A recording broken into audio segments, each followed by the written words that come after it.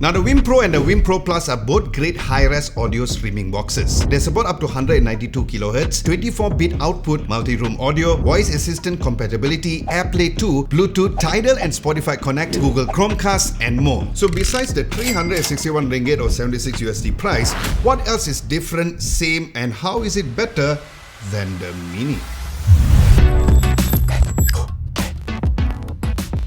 Now let's start with the unboxing with the Win Pro. Now other than the Win Pro unit itself, there's the user guide and important notes paper, a USB-A to USB-C charging cable with a collapsible 3-pin head adapter, an optical cable and an RCA to RCA cable. Then as for the Win Pro Plus, besides the unit, the user guides and the important notes paper, there is a USB-A to USB-C cable with a similar collapsible 3-pin charging head too, an optical cable, a more premium RCA cable which are color coded too, and also a remote. So yes, there's already a slight differences in the unboxing process already. Now I can't talk about the Win Pro before mentioning the Win Mini. Why? Because I made a review on that. And you should check that video out at the card above or at the description below. But really, it's because the DAC used in the Win Mini and the Win Pro are the same Texas Instruments PCM5121. Now this means that the audio quality between these two models will be the same. So why choose the Win Pro instead of the Win Mini since the DAC is using the same exact DAC? Might as well just save the extra 400 ringgit plus or 84 USD and get this Mini, right? Well, the obvious difference is in the physical size of the products. Now the Win Mini is so tiny that it fits at the palm of my hands. It almost looks like an ice cream sandwich. What is he doing? He's beginning to believe. While the Win Pro is much bigger and boxier. So if smaller size matters to you, then the Mini should be your choice. But a major advantage of having a bigger size is of course the port selections that comes with the Win Pro. And this includes the line in, line out RCA ports, SPDIF digital interface in and out, trigger out, coax out and a LAN connectivity. And of course, since it's bigger, it also has a faster processor and a bigger DRAM inside as well, which can give an overall smoother experience using the device compared to the Mini. Then on the other hand, the Win Mini only has an AUX in, AUX out and an SPDIF digital interface port. So connectivity wise is very limited and there's no Ethernet connection, so this will only work wirelessly for any sort of an internet connection. Now another major reason to consider the bigger brother is of course the additional software support, as the Win Pro supports things like Chromecast audio, grouping with Google Nest speakers and Alexa multi-room. So if you specifically use these features mentioned, then there's a no-brainer for you to use the Win Pro over the Win Mini. Now before I dive into the difference between the Win Pro and the Win Pro Plus, let's look at what exactly is the same between these two. Now first of all, yes, they look very similar physically and measures about 5.5 inches by 5.5 inches with a thickness of 1.6 inches. Now for context, it looks like a bigger version of an Apple TV. The case is made out of plastic but actually feels quite nice and solid to the touch. Secondly, both uses a quad-core A53 processor, 512 MB of DRAM and 512 MB of flash memory. Then the ports are as mentioned before, and both has Bluetooth 5.1, support for 2.4 GHz and 5 GHz dual band Wi-Fi and uses a USB Type-C for power. Then the buttons are touch sensitive buttons for play, pause, volume up and down and preset. Now this placement on the front is quite controversial compared to the Win Mini being on top, but for me personally I do prefer it over here, and especially the matte finish was also something that I really appreciated compared to the glossier one on the Win Mini. And of course this beats not having controls over here compared to something like the Sonos Pod, which costs way more and doesn't have such controls. Then there's also a handy LED where you can turn red, green or white, which flashes according to what function that you're using or if there's any errors. And if you want to know the exact codec supported, I will list it on the screen right here because there are tons and I won't say every single one. Feel free to pause this video, I'll wait.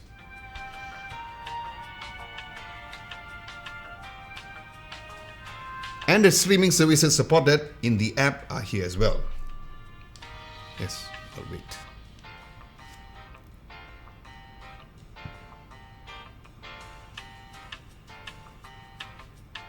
Well, you know what the YouTube algorithm says, right? Show, don't tell. But if you feel like you missed out on something, don't worry, because you can get a written recap by heading to our website at www.adamlobo.tv. Links of that will be down below. Now for the differences between the Wim Pro and the Wim Pro Plus.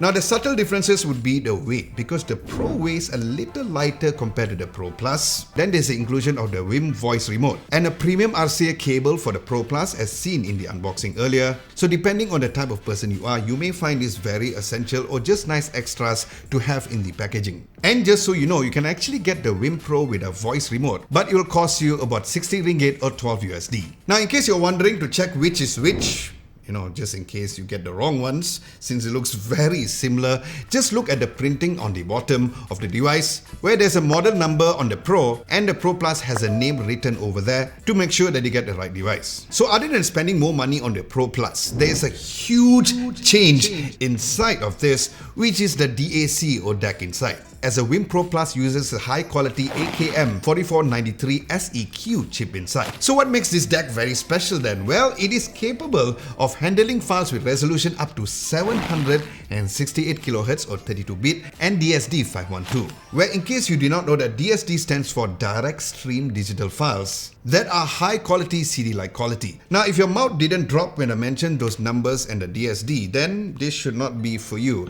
because you do get a very capable music streaming machine itself on the Pro. But if it does mean something to you, congratulations, you are an audiophile and the Pro Plus is probably the one for you. Because if you want to take advantage of this higher sound quality codecs, you'll need files to take advantage of that.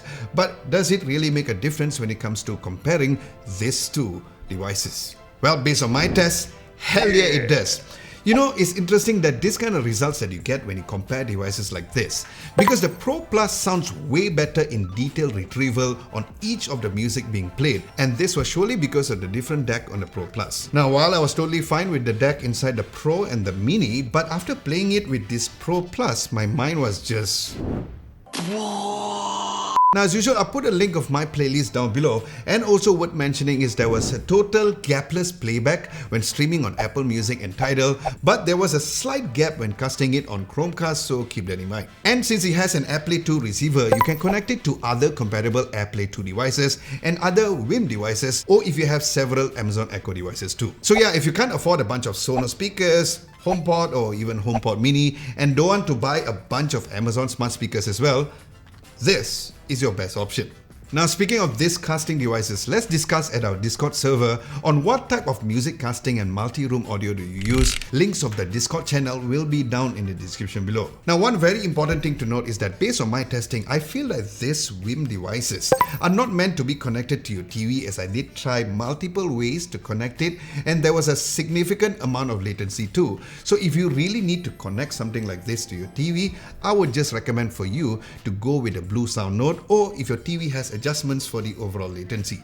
And speaking of the Blue Sound Node, I've done a comparison video on the Blue Sound Node and the Wim Mini, so check that video out if you haven't. And speaking of things that you might have not done, if you like this video, a nice big thumbs up would be very much appreciated, and a subscription would be lovely too. Thank you very much in advance.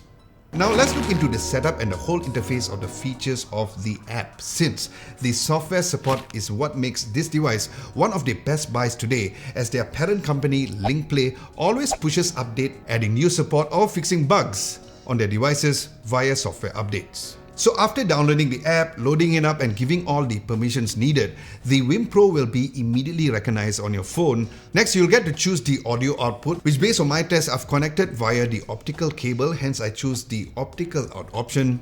Then after entering your Wi-Fi info and getting the device updated and pairing with a voice remote, if you bought a Pro Plus variant, it will prompt you to pair that as well. Next, you get to the calibration of the audio path latency, which you can either do it now or later, which I choose to do it now instead. You can choose the output resolution, and then there will be the services prompt for you to get connected to Chromecast Audio, Alexa and Apple Home as well, and you're done. Then looking at the overall app itself, the home screen under the Browse tab, here is where there are a list of music services that you can get your account connected to, which I've got it connected to my Tidal Connect account, since this is the best way to get the highest quality playback compared to typically playing on AirPlay or Wi-Fi. Then the next step is the device option where you can click the gear icon, and here's where you can go through a lot of the other options such as renaming the device, getting the device info, setting a music alarm clock very similar to what Sonos app does too. Next, here's where you can set the preset content since there is a dedicated preset button over here.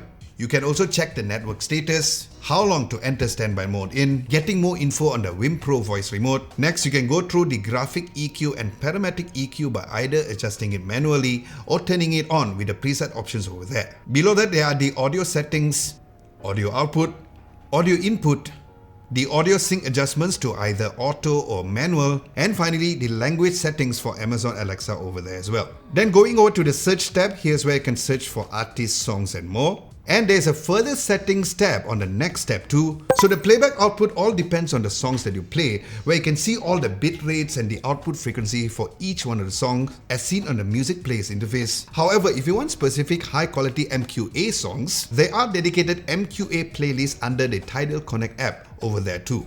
And while it does lower the quality just a little bit, I did test AirPlay on my iPhone to other Sonos speakers and group them, and it works flawlessly as well, where the Wim device is also seen in the list too. So to conclude, these are really great devices for its price. Where as of the recording of this video, the great guys from TechX are selling the Wim Pro for only 839 ringgit and the Wim Pro Plus for 1,199 ringgit, with the current USD conversion rate shown here on each.